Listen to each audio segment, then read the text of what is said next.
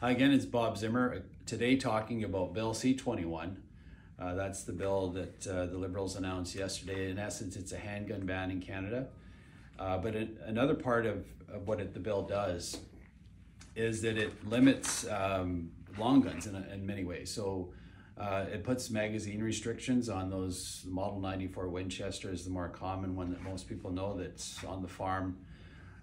It is going to cause the owners to permanently modify that magazine so it only can accept 5. Well, we know some of those firearms it's virtually impossible to do. So it's going to make many of them unusable, and again, so the owners aren't going to be able to own them anymore as a result of that. So right now it's before Parliament. We don't know when the debate is going to happen.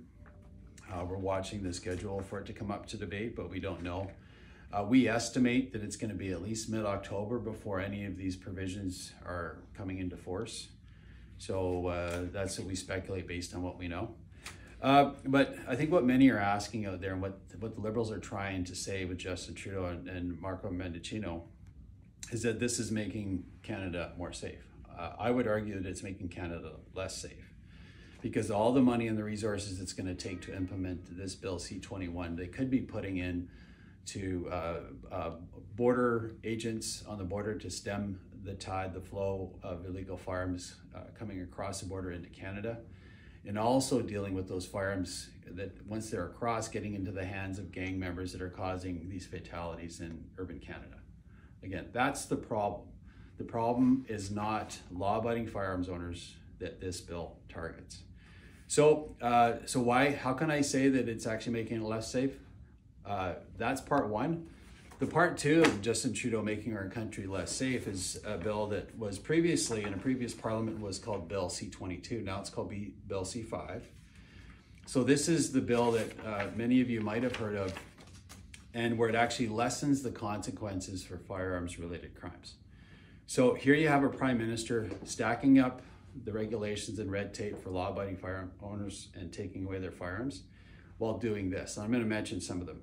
So remove the mandatory minimum for offenders convicted of possessing a weapon obtained by the commission of an offense. This is what the Prime Minister's pulling down the consequences for, making them less for these crimes.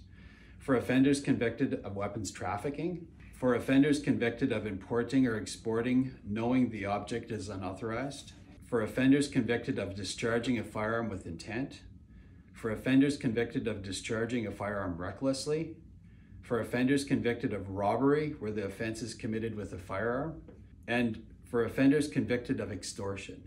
So here is the Prime Minister again saying that he's making this, the country more safe with Bill C-21, while still having this bill just reintroduced to Parliament where it's up for debate.